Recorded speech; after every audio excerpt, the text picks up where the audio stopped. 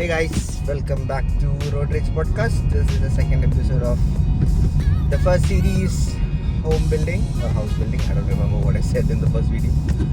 Anyway, so in the first video we discussed about how we found our architect and how we planned and how Concept Business Studios designed the house for us, the exterior elevation and the interior plan. And I think we stopped at the civil construction, right? So we got the civil construction contract from Sand Builders, and as I said earlier, it included certain items, it didn't include certain items, and so we are about to start civil construction. So before we can start civil construction, we need to clear the site, right? So our site had a lot of trees in it, so we had to take out all the trees and clear the land of all the roots of the trees. That's quite important because if you have roots, dead roots or dying roots in your land, and if you build your foundation on top of that roots, what would happen is these roots would disintegrate and decompose over a period of time. And if your foundation is sitting on top of these roots, then it would create problems for your foundation. So you need to remove the roots as well, right? So we took out all the roots, took out all the debris, and we leveled the land. And the first thing, of course, is you need water, right? So you need to dig a well.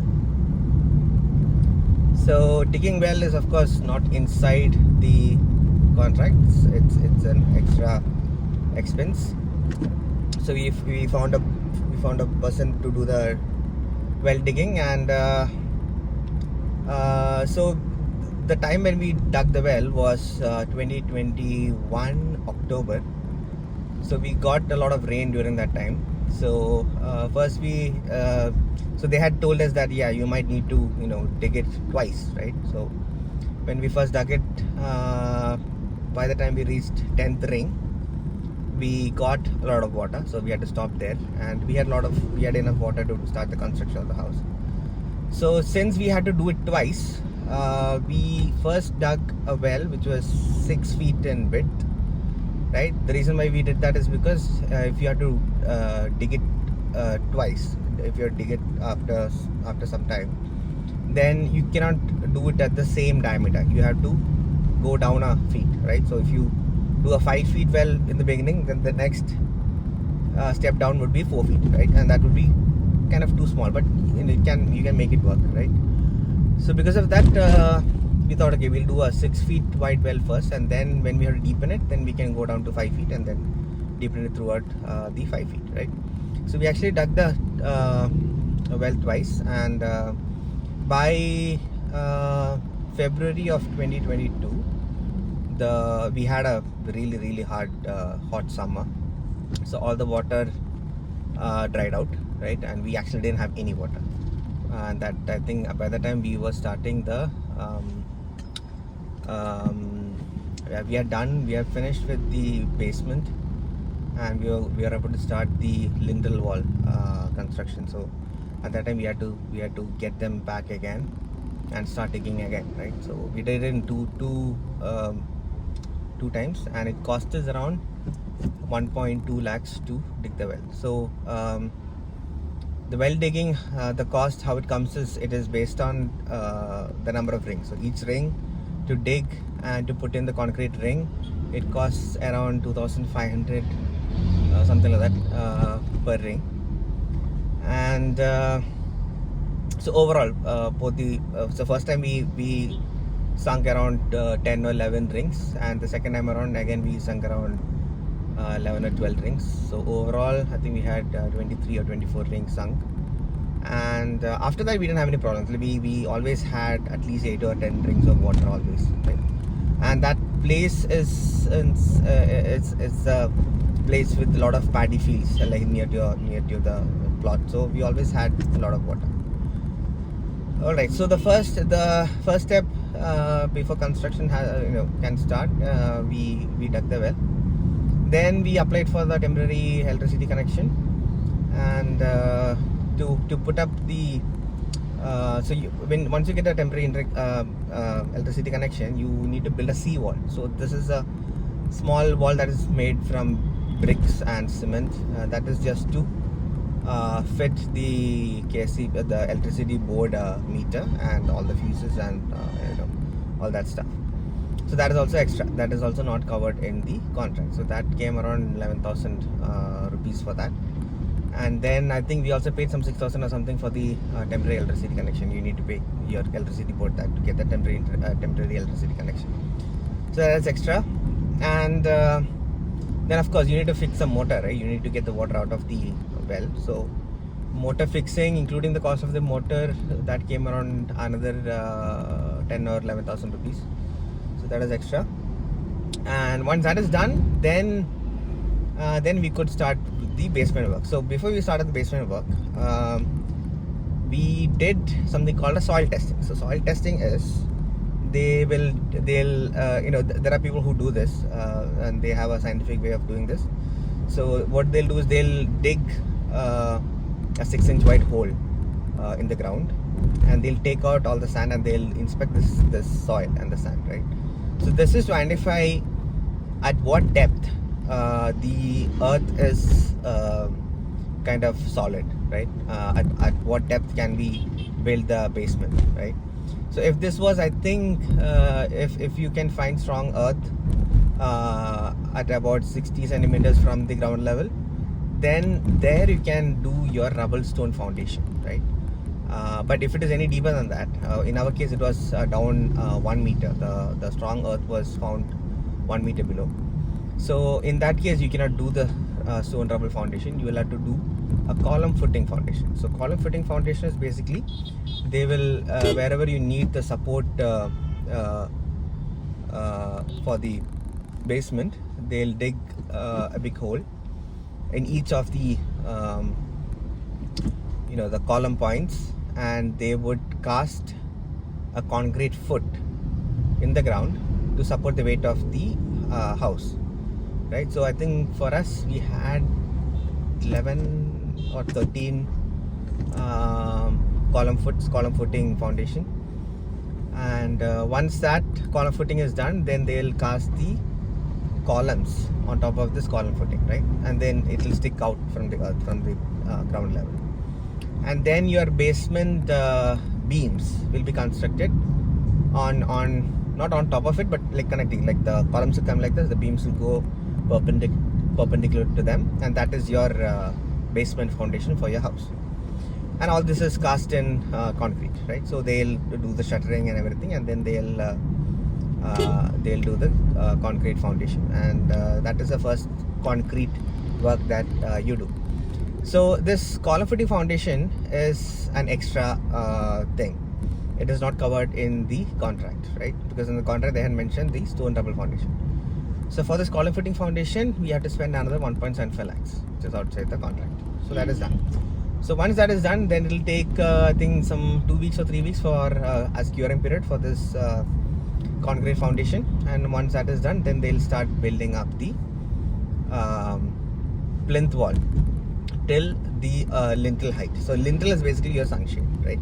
So you have a basement, you build up the plinth wall, and on top of the plinth wall you do your up to a certain height, up to sunshade height, they'll stop the wall construction, and then they'll do again the shuttering for your sunshade, and they would cast those the sunshade in concrete.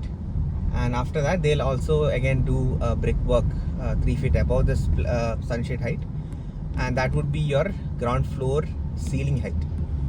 And once we reach the ceiling height, then again they'll do the shuttering for the ground floor ceiling. That is your first slab, the concrete slab for the ground floor ceiling and the first floor, right? So they'll cast it, and so that is like a big milestone. Okay, so that is the first roof over your head of your house, right? So that's like a big milestone.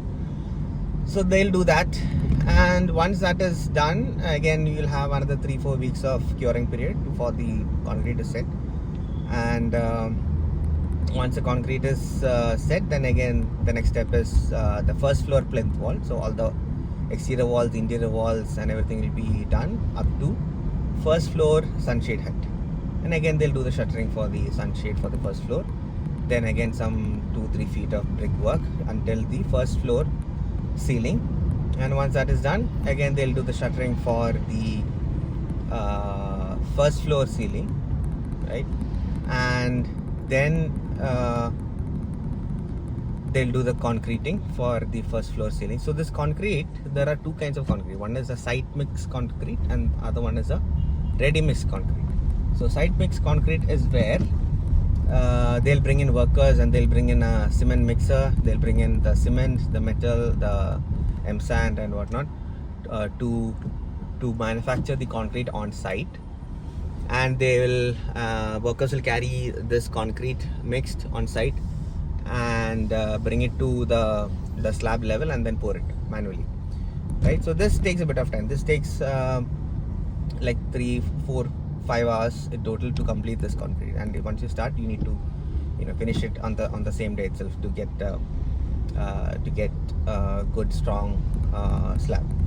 And another thing what they do is when they do the shuttering for this first floor or the ground floor ceiling, they would put in all the electrical pipes that needs to go in the ceiling. So you have your ceiling lights and fans.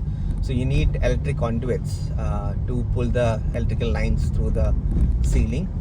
So they'll put in all these things, and so that is done. And then on top of that, they pour the concrete. Right. And another thing that they do, this is again an extra expense, which is to add waterproofing compound into the concrete. So it's like a Dr. Fix-It. There's like a liquid which you pour into the concrete mixer to make it waterproof, right? So that is an added expense, and it does not cost too much amount. I think some 6,000, 7,000 rupees. Once you buy the material and give it to them, then they'll add it to the concrete, right? That's actually important because it will make your concrete much more waterproof than if you don't do it, right? And another thing that they did for waterproofing is on the basement. So once the basement is cast, this basement is going to be half in the ground and half above the ground level, right? And of course, when it rains and everything, your ground where your house sits in, it's going to get wet, right? It's going to get damp. So you don't want that water to be absorbed into your basement, right, into the concrete. So what they do is once the basement is done and cured, then they will apply tar, right? It's like your tar that is used to construct roads. They'll apply it on the basement to make it waterproof, and they'll do it all throughout the inside and outside the full basement concrete structure. So that's another waterproofing that they do. And so basically this is the civil work. So the civil construction has 9 stages, right? In the contract they mentioned 9 stages, and the amount how you pay is basically first you pay the amount for the basement construction. So that'll be kind of 10% of your contract amount. So if I think for us contract amount was around 52 lakhs, and 10% would be around 5.5 lakhs. You pay for the basement construction, and once that is done, then the next stage is the brickwork, the plinth wall brickwork until the ground floor ceiling height. So that is the next stage. And the third stage would be your ground floor slab casting. Third stage. Fourth stage would be your first floor plinth wall. Fifth stage will be your first floor ceiling slab casting. So that's fifth stage. Then sixth stage is woodwork. So woodwork is when you install all the window frames and wooden door frames for the whole house, right? That's the sixth stage. And then you have your then what is it? Then I think there is plumbing is one stage, electrical is one stage, and tile laying is one stage. So that is 9 stages, right? So that's how the civil contract is drawn up, and this is the stages that the civil construction progresses, right? So in this, the extra amounts are not that much, except if you have to do a concrete column footing foundation, that is extra, and that is a sizable amount, 1.75 lakhs for us. That is a sizable amount. And then other than that, I don't think there was any other extra expenses that we had to spend. So the civil construction is something which is not very problematic for anyone, because you already know how much money is needed, because they already tell you the stages and the amount that you need to pay for each stage. So that is there, and there is nothing much extra that is needed for civil construction, right? So that will go on smoothly, and you can see that in 4-5 months or 6 months the whole civil construction gets over. Yeah, and another one stage was plastering, right? So after the first floor ceiling slab is cast, then you need to plaster the full house with the cement. Cement and M sand. So that is when you put cement on top of the brickwork to make it to actually plaster the full house, and that has to be done everywhere, right? So that is one stage, and that is one stage that actually takes a lot of time. After the the first floor ceiling slab is casted, the plastering takes a bit of time. So plastering is another stage in the construction, the civil construction. And once the plastering is done, then comes your electrical pipe laying and your plumbing line laying. So I'll speak about electrical and plumbing in a separate video, because those are separate stages. But since it is part of the civil construction, I'm just mentioning that these stages are there.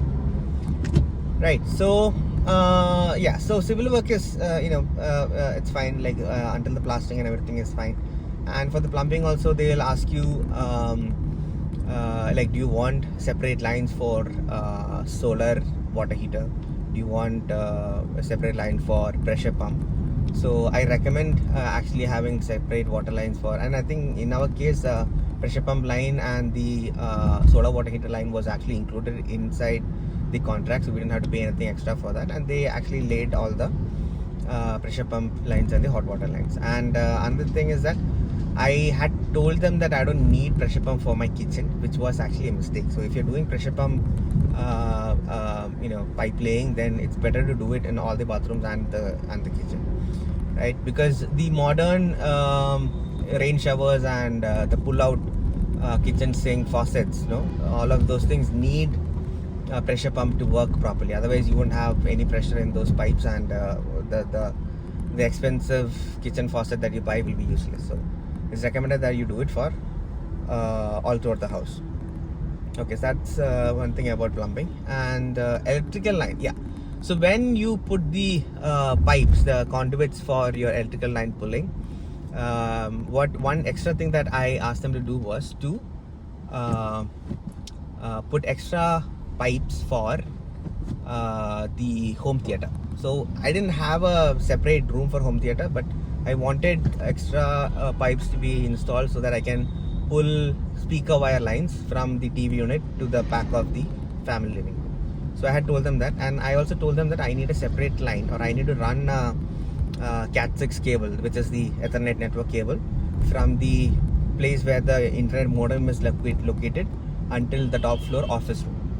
So the reason why I did that was I have stayed in many houses until now, and I have always found out that if you keep your modem at ground, the ground floor, and if you're trying to access internet through Wi-Fi on the first floor, the signal is very not that strong, and you don't get the full speed of the internet plan that you take, right? So it drops significantly, right? And it's a nuisance, especially if you're working from home, from a room in the first floor. Then it is always best to have a physical solid line, Ethernet cable, available at your first floor. So for that purpose exclusively, I told them that I need that line.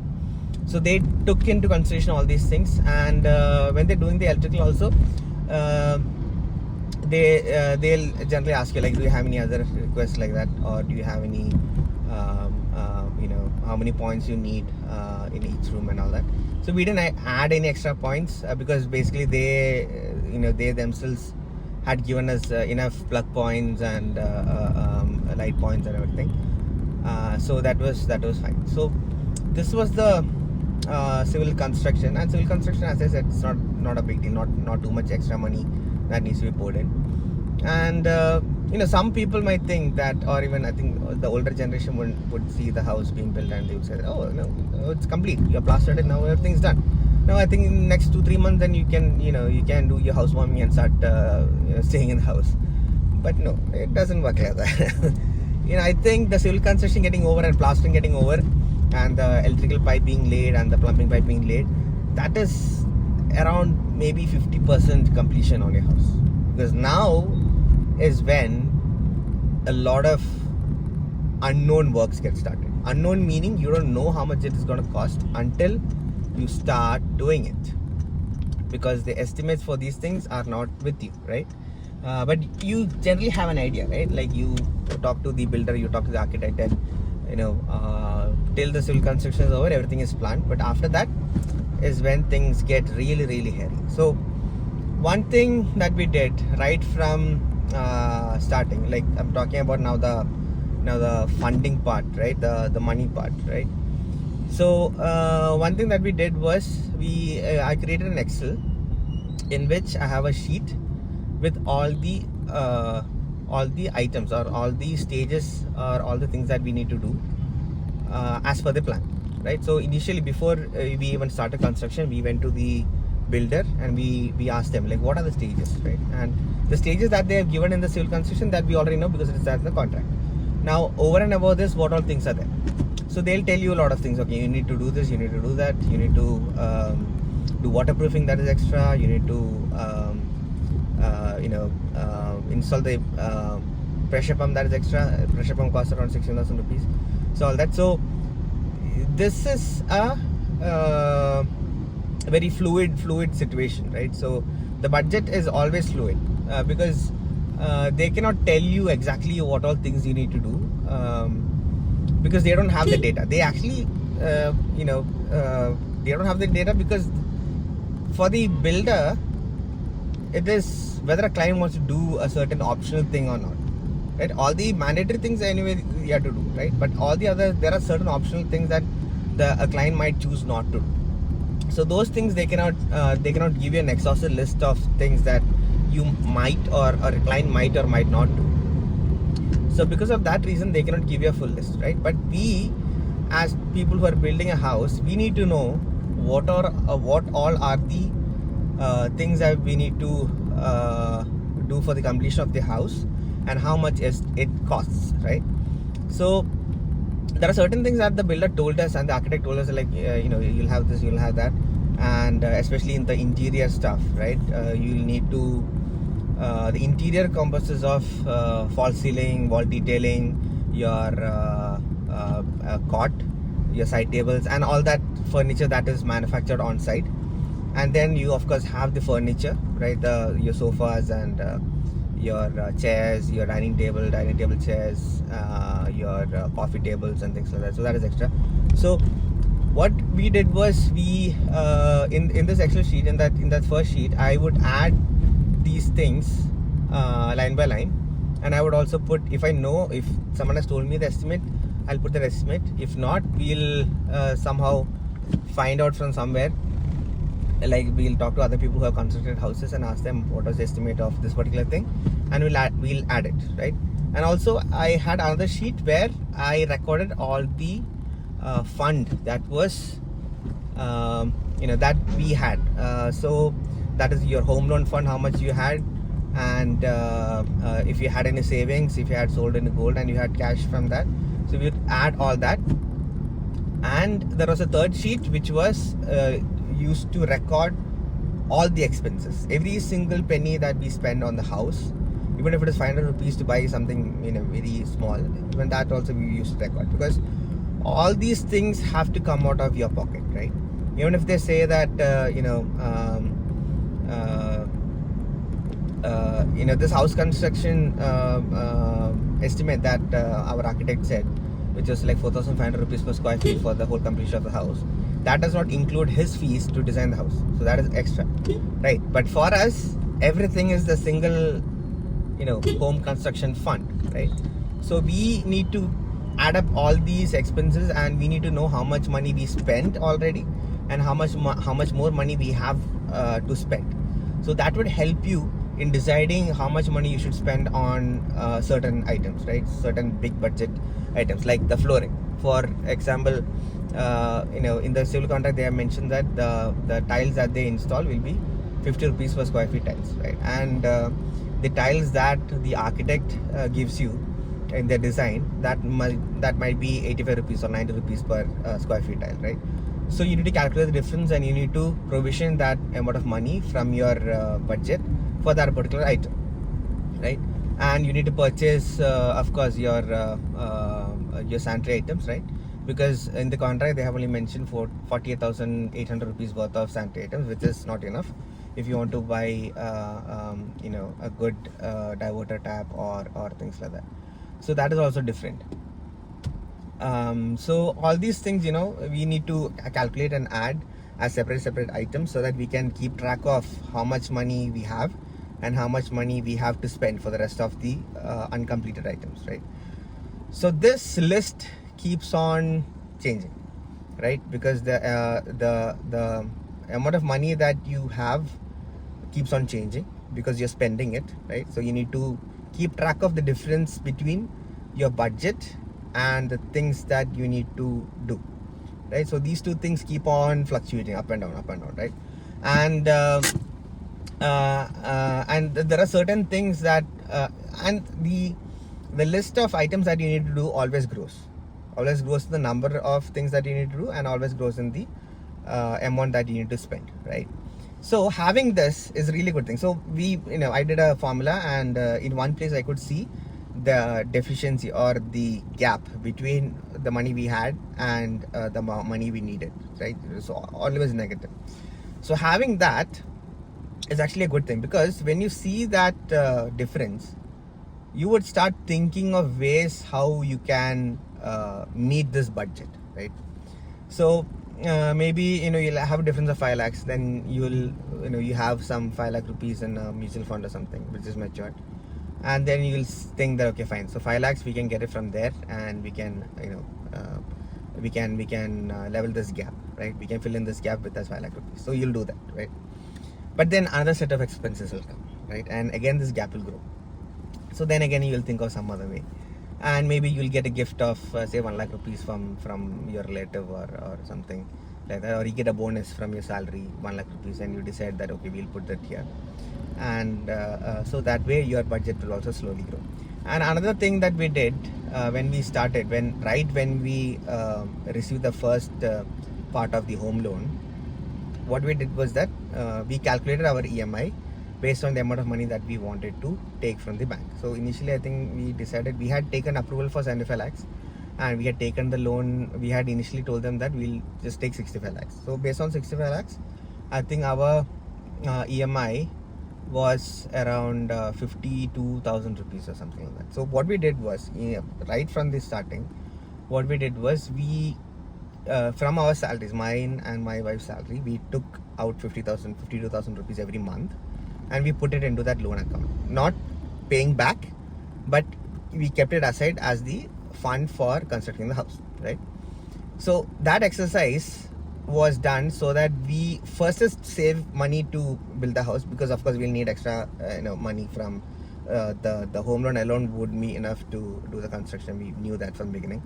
So that is one thing it was saving. And another thing was that we wanted to know if we could meet our other expenses, like our investment expenses, our daily expenses, kids schooling and all that, with the salary that we had, right? So that was the exercise that we did to because if you try to calculate that, or if you try to find that out after your moratorium ended of your home loan, which is 12 months, some people can get it up to 18 months, but we just took it 12 months moratorium.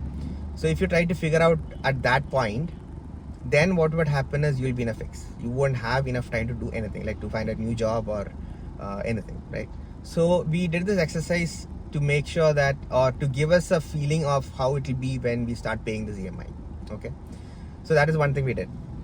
Okay, and another unknown expense, or another kind of sneaky expense that comes in is even though you are not paying EMI from the first month or when you get your first part of your home loan, is that you need to pay the interest on the amount that you borrowed from the bank from the first day onwards. How much ever, if it is 5 lakh rupees that you have received in your first stage, then you need to pay the interest to the bank on that. Okay, if you don't pay the interest, what will happen is that interest will keep on adding up. It will compound, and that would add to your home loan principal, which is really bad. So all of us should start paying up the interest on the amount of money that you have received from your home loan. Okay, so that's an additional expense, and over a period of 12 months, the amount of interest that we paid. So initially it'll be very small. Like I think for 10 lakh rupees, the interest was around 2,000 or 3,000 or something. The initial time it was like very, very, very less, right? But when you keep taking, when you keep getting the each stage, your principal amount keeps growing, right? So by the time, by the 12th month, just before your EMI starts, I think our interest that we were paying to the bank was close to 42,000, 45,000 rupees. And overall, the amount of interest that we paid during that 12-month moratorium period, it came around to 2.5 lakhs. That also will come out of your house construction budget. Okay, this is not something I think all of us would realize, like, but I'm not sure. But this is something that this is also one thing that people who are going to build a new home needs to keep in mind, that there are expenses like this which creeps up on you, right? So I mean, I've tried to be very meticulous with the money coming in, money going out, each and every expense. That is why we keep a separate sheet to track all the expenses done for the house construction, because otherwise 2.5 lakhs is a big amount, and that going out of your house construction budget, that's like a carport, right? To consider carport, you actually need more than that, but that is a sizable amount, right? So you need to be aware of that. So so we did all this, and by moving that EMI amount every month to a different account, we figured out that okay, with the current salary that we both of us are drawing, it won't be enough for us to pay the home loan EMI and also to live the life that we were living at that point of time, that whatever lifestyle that we were following. So that gave me the input signal so to say, to look for a better job, a better paying job. So in the same month, what I did, I brushed up my resume, put it up in LinkedIn, put it up in Naukri and everywhere. I started looking for another job because I kind of knew that my current employer at that time would not be able to give me a hike good enough for me to complete this house construction and meet all my other expenses, right? So I did that, and I think 6 months after I put up my resume, I joined another company, and I got pretty sizable increment, more than 50%. So the thing is, when you're aware of the difference, when you're aware of you need money, right, you yourself will find ways to meet that demand, right? That is what I at least understood, right? Or you would cut down your expenses, like you might decide that maybe we don't want to do a very expensive interior, we'll just complete the civil construction, we'll do the painting, we'll do the bare minimum stuff, and we'll do all the interior and all that stuff maybe later on when we have money. Or maybe you will think of taking an home extension loan to meet the growing expenses. So we did all these things, right? So initially we had planned to take only 65, but then we went all the way till 75, and then we realized that is not enough because of all the other expenses. Then we asked for another 10 lakh rupees home extension loan. So we again took that. So now our budget, the home loan itself was 85 lakhs, and then even that was not enough. So then we went slowly we went to different stages, right? So the thing is, you should be aware of this gap always, right? And I think most of us, any project manager worth the salt would be in a position to project this gap and always, be aware of this gap. And God willingly, I was in a position to always find some way or the other to always make this gap smaller and smaller. But every time I made it smaller, and another expense would come and it would again grow. So that always happens. But in the end, I'm actually tapped out of all of my savings and mutual funds and shareholdings and cash reserves and all that stuff. But it didn't. It never came to a point that we had to stop construction because we were out of money. And I think the reason for that is because I was always aware of this gap, and I was always finding ways to meet that gap, right? So if you don't pay attention to this gap, and if you don't, if you are not aware of this gap, what will happen is at one point of time, the funds would dry up, and you would have to stop construction, right? And that is not a good place to be.